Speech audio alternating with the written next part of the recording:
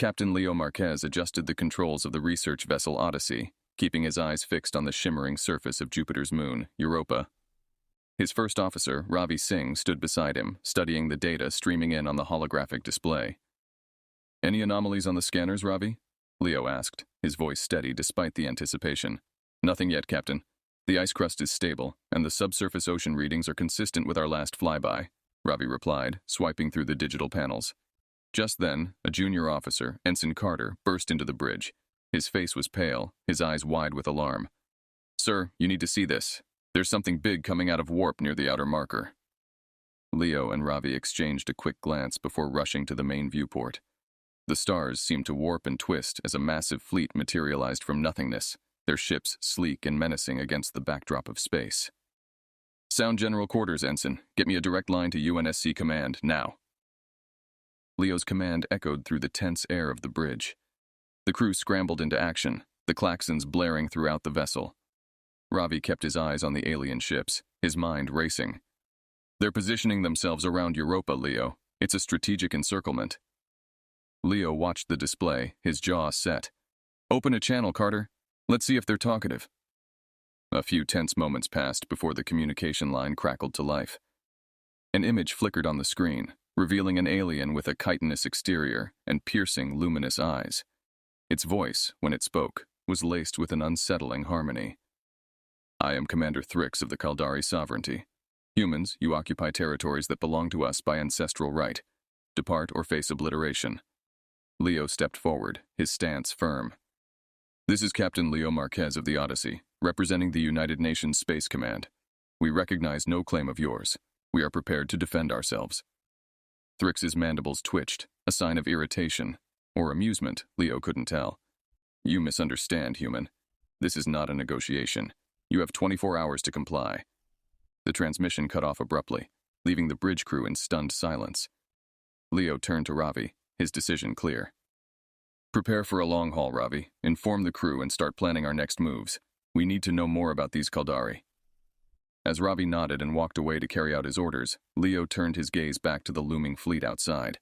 "Carter, keep monitoring their communications. Anything you can pick up could be vital." "Yes, sir," Carter replied, his fingers flying over the controls. Leo's mind was already racing with possibilities and plans. They were outmatched, but not outwitted. The Odyssey might be a research vessel, but it was also equipped with some of the latest defensive technology. He wouldn't let Earth down. The Situation Room aboard the Odyssey was tense with anticipation and fear as Captain Leo Marquez convened an emergency meeting with his senior officers. The holographic table displayed the positions of the Caldari fleet, their ships now a menacing arc around Europa. "All right, let's get to it," Leo began, his voice calm but firm. "We've received their ultimatum. We have less than 24 hours to evacuate or they'll start their attack. Thoughts?" First Officer Ravi Singh spoke up, his tone analytical. "Their technology is advanced, but we've spotted potential vulnerabilities in their propulsion signatures. They rely heavily on something we don't yet understand. It could be a weakness." Leo nodded thoughtfully. "Good. We'll need more than that, though. Any success in breaking their comms encryption, Carter?" Ensign Carter adjusted his glasses, his eyes reflecting the data streams from his console. "Partial success, Captain. Their language is complex, but I've managed to intercept some tactical communications. They're preparing for a swift and decisive strike if we don't comply." The tactical officer, Lieutenant Maya Jensen, leaned forward, her expression serious. "We should consider a preemptive strike. If we can disable their lead ship, it might buy us more time." Leo considered this, then shook his head. "Too risky. We escalate without knowing their full capability, and we could provoke a response we're not ready for. Our best bet is to stall and gather more intelligence." Ravi interjected. "What about the governments back on Earth? Have we informed them?" "Yes, and it's chaos down there," Leo replied. "But the UNSC is mobilizing. They've asked us to maintain our observational post and keep feeding them all the intel we can." A new voice joined the discussion, that of Dr. Emily Jo, the ship's lead scientist. "There's another aspect to consider. The Caldari mentioned ancestral rights to the solar system. This could mean they were here before, possibly millennia ago. If we can find evidence of their previous presence, it might give us leverage." "Dr. Jo, I want you on that pronto.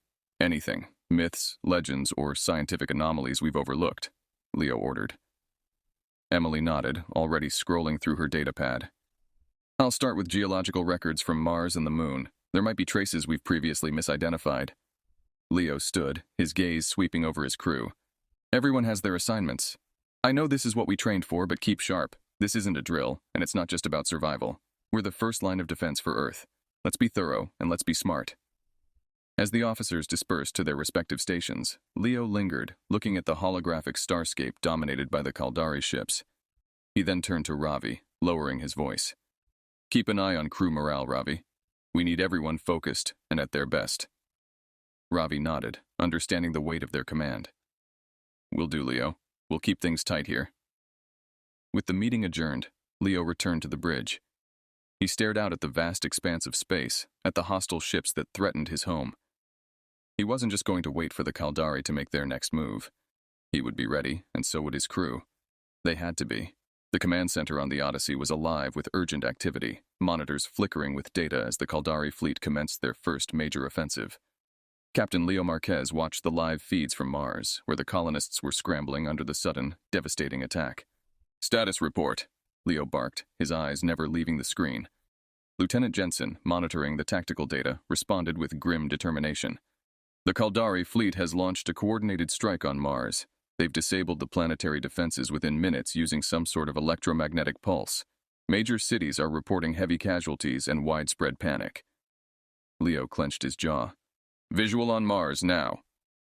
The main screen shifted to a bird's-eye view of Mars, where the red dust swirled under the harsh lights of Caldari warships. The once bustling colonies now looked like broken toys scattered across a playground. Communications with Mars Command are down, Ravi reported from his station. We're trying alternative frequencies, but it's not looking good. Leo turned to face his crew, his resolve hardening. Prepare for a long-range drone dispatch. We need eyes and ears on the ground. Carter, work with Ravi to get those comms back up. Carter nodded, his fingers already flying over his console. On it, Captain. Meanwhile, Dr. Emily Jo approached Leo with an urgent stride. Captain, I found something in the lunar archives. It seems the Caldari were indeed here thousands of years ago. We have overlooked some artifacts that could be of Caldari origin. Leo paused, considering this new information. Emily, gather everything you have. If we can prove they've been here before, it might give us something to use at the negotiation table, if it comes to that. The bridge crew worked feverishly as Leo made his way over to the communication station. Ravi, any luck? Just a moment, Captain. Ravi's hands were steady as he adjusted the settings. Suddenly, the static cleared, and a voice came through, laced with panic. This is Mars Command, under heavy fire, requesting immediate... The message was cut off by more static. Leo's heart sank. Keep trying, Ravi. Mars needs to know they're not alone. Leo returned to the central table, updating his strategic display. Jensen, I want options for a counterstrike. We may not have the firepower to take them head-on, but we can certainly make it costly for them to stay. Yes, sir, Jensen replied, already pulling up potential strike plans. As the crew of the Odyssey rallied to respond to the crisis, Leo felt a surge of purpose. They were outgunned, but not outsmarted. Every bit of data they gathered, every move they made, brought them closer to understanding their enemy. Keep focused, everyone, Leo called out, his voice carrying across the command center. We're not just saving ourselves here, we're fighting for all of humanity. Let's show these Caldari why Earth is not a planet to be trifled with. The crew's response was a unified nod. Despite the overwhelming odds, there was a palpable sense of determination in the air. They were ready to do whatever it took to protect their home. The cramped quarters of a stolen Caldari shuttle did little to ease the tension among Captain Leo Marquez and his small infiltration team. After a daring escape from the Odyssey amidst a diversionary skirmish, they were now disguised in Caldari armor, their shuttle blending in with the enemy fleet. Everyone check your gear, Leo whispered, eyeing the alien console with suspicion. The controls were unfamiliar, but basic pilot training covered enough for him to manage a rough handling. First Officer Ravi Singh, sitting beside him, adjusted his helmet. Visual disguise is holding up, but we can't rely on it for long. They'll figure out we're not Caldari if anyone tries to communicate directly with us. Leo nodded, turning his attention to the stealth approach they were about to undertake. Our objective is clear. We get in, download as much intel as we can, and get out without engaging unless absolutely necessary. Ensign Carter, the youngest of the team, checked his datapad. I've uploaded a virus that should give us temporary access to their databases. It won't last long before they notice the intrusion. At the back of the shuttle, Dr. Emily Jo clutched her own device, her face set in determination. If we can find detailed records of their historical claims to Earth, we might understand their motives better. The shuttle docked silently with the Caldari command ship, a colossal structure that dwarfed any human-made vessel. The docking bay was quiet, most of the crew presumably occupied with the ongoing operations against Earth. Leo led his team through the dimly lit corridors, their steps muffled by the soft hum of the alien ship. Ravi pointed to a panel by the door. According to the schematics Carter stole, the main data hub is 3 decks up. They moved swiftly, avoiding contact with the occasional Caldari soldier.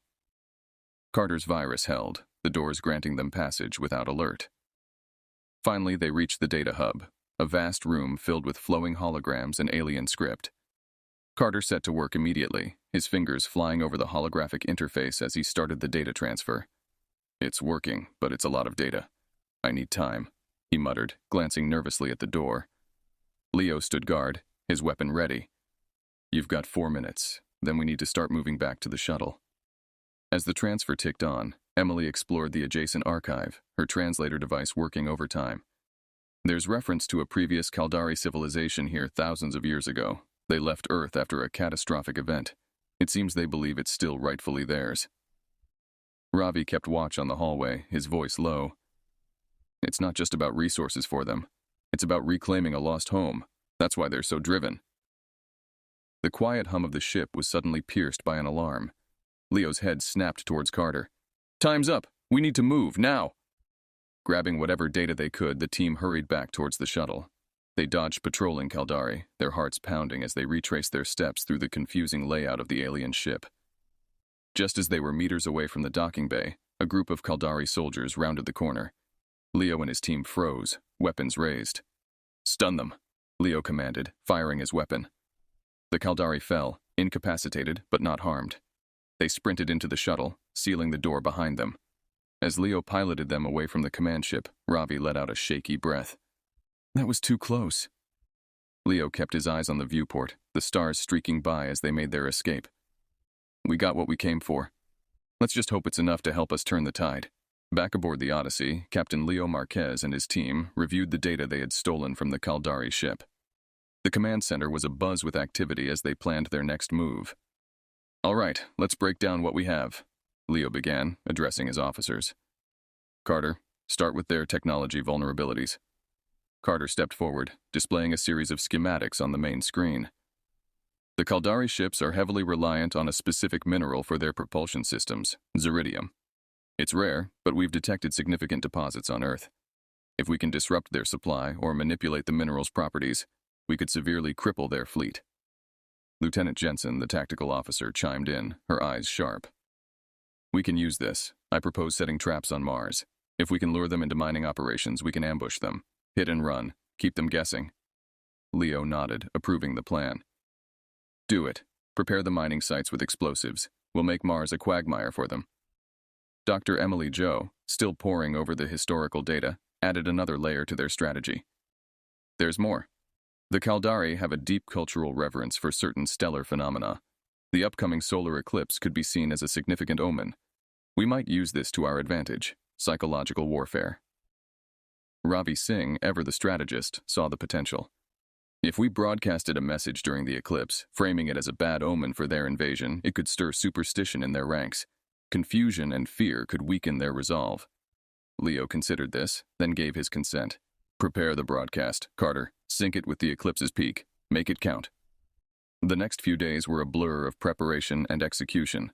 The Odyssey crew worked tirelessly, setting traps on Mars and coordinating with Earth's forces to exploit every possible advantage. As the eclipse approached, tension mounted. On the day of the eclipse, the Odyssey hovered discreetly on the dark side of the moon, cloaked from Caldari sensors. Leo watched the solar event unfold, a dark shadow creeping across the sun. Now, Carter. Broadcast, Leo ordered. The young ensign initiated the transmission, a mixture of ominous tones and carefully crafted imagery designed to invoke fear and uncertainty among the Caldari. The message was broadcasted across all frequencies, intended to reach as many enemy ships as possible. Meanwhile, on Mars, the trap was sprung. As a Caldari mining convoy landed near the rigged sites, Jensen gave the order. Explosions rocked the surface, sending clouds of red dust into the sky. Caldari ships scrambled, their formations thrown into chaos. Reports began to filter in. The psychological ploy was having an effect. Caldari communications intercepted by the Odyssey indicated confusion and dissent among the troops. The superstitions stirred by the eclipse were causing discord, just as Ravi had predicted. Leo allowed himself a small smile, a rare break in his stern demeanor. "Keep the pressure on," he instructed his team. "Every bit of doubt we sow, every ship we disable, it brings us closer to saving Earth." The guerrilla tactics continued, with hit-and-run attacks on Caldari outposts and continuous psychological operations. Slowly but surely, humanity was clawing back its ground, proving that even a technologically superior enemy could not easily conquer a united and resourceful Earth. Captain Leo Marquez stood in the Odyssey's command center, reviewing the latest reports. The guerrilla tactics had taken a toll on the Caldari forces, their morale dipping as Earth's resistance grew fiercer and more coordinated. Now was the time to capitalize on their weakened state. "Jensen, status update on the fleet readiness," Leo requested, his gaze fixed on the large tactical display which showed their next major phase of operation. Lieutenant Jensen approached with a confident stride. "Our forces are ready, Captain. The recent attacks have successfully diverted the Caldari's attention. We have a window to launch a full-scale counteroffensive. The main Caldari fleet is currently regrouping near Saturn, likely rethinking their strategy." Leo nodded, his mind clear. "Perfect timing. We strike now, while they're off balance.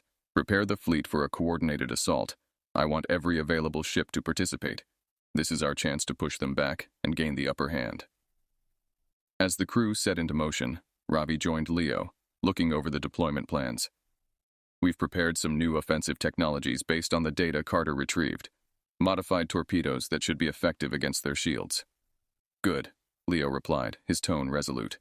"Ensure those torpedoes are distributed among the fleet. I want maximum impact when we hit them." Meanwhile, Carter and Dr. Emily Jo coordinated to ensure all communication channels were optimized for battle coordination.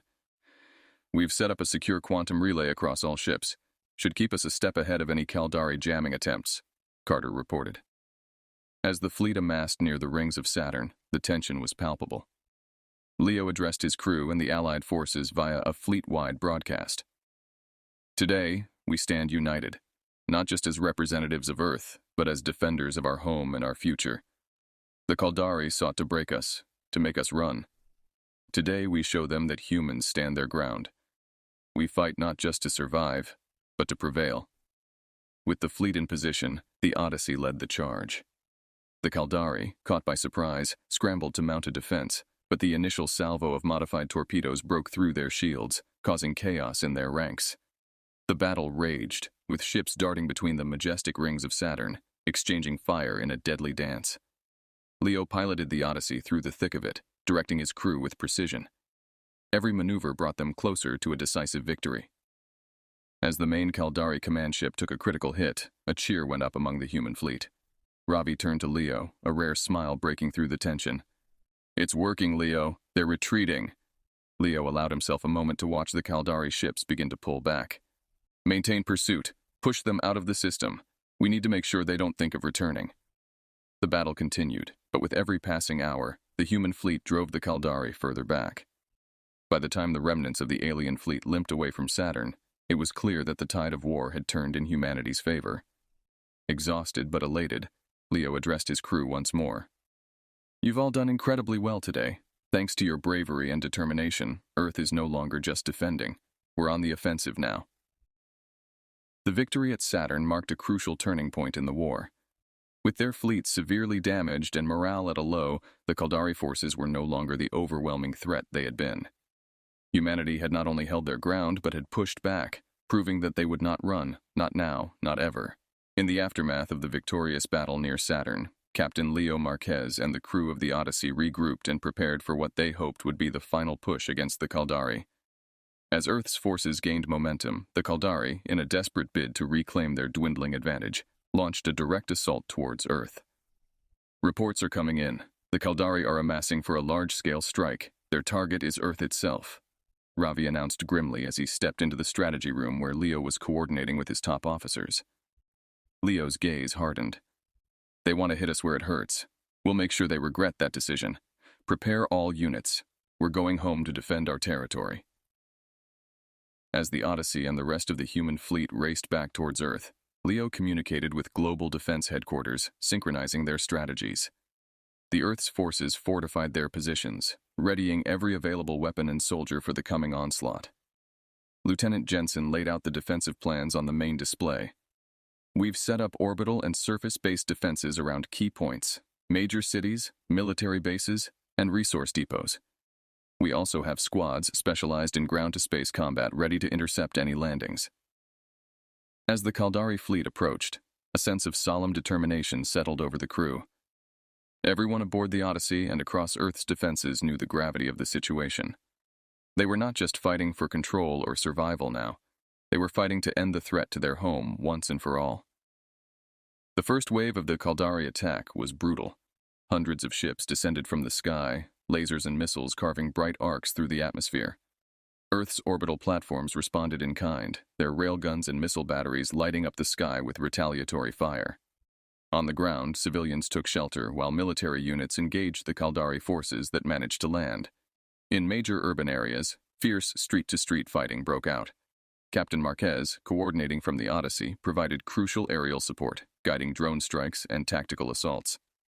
In the midst of the chaos, Dr. Emily Jo continued her work, analyzing the Kaldari's communications and movements for any advantage. Captain, I've noticed a pattern in their attack formations. There's a weak point in their southern flank. If we concentrate our fire there, we could break through their lines. Leo seized upon this intelligence. Jensen, reroute squadrons Gamma and Epsilon to these coordinates. Hit them with everything we've got. The tide began to turn as Earth's forces exploited the weakness in the Kaldari lines. The human counterattack was fierce, pushing the alien forces back step by step. Skies once darkened by Kaldari ships brightened as Earth reclaimed its orbit.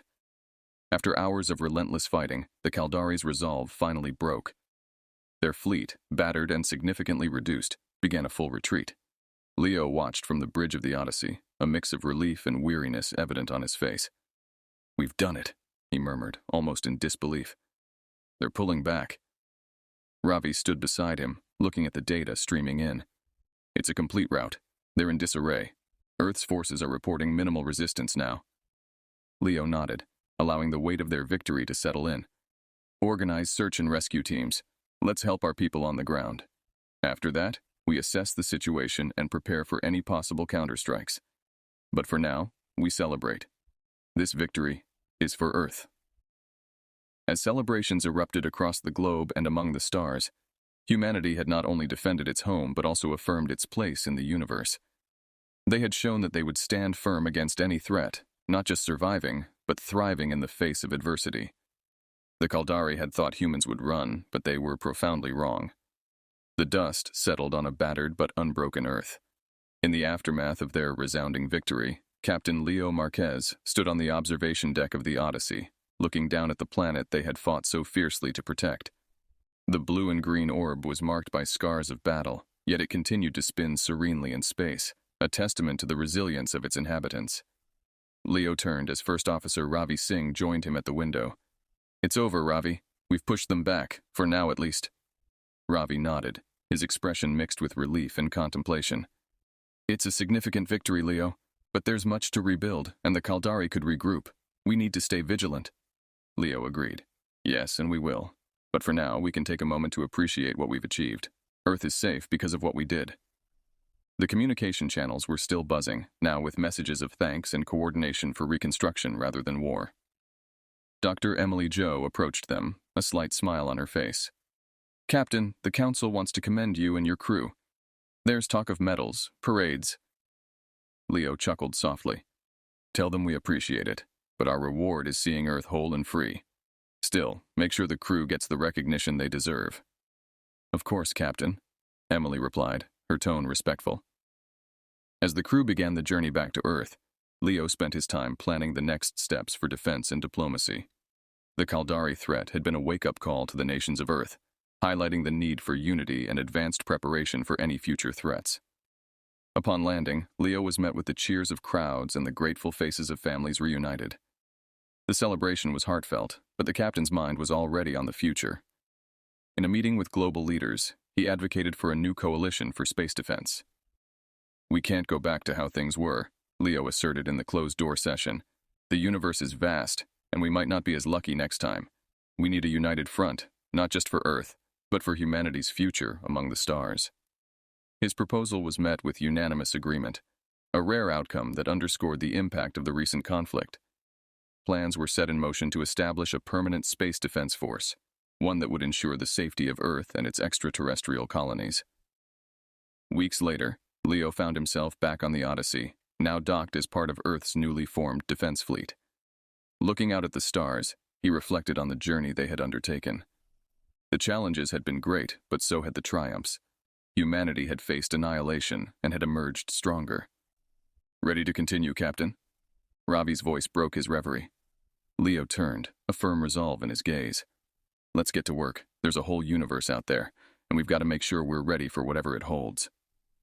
As the Odyssey set off into the depths of space, Leo felt a profound connection to his crew and to the planet they called home. They had shown the universe that humans would not run. They would stand and fight, not just for survival, but for the right to live freely among the stars.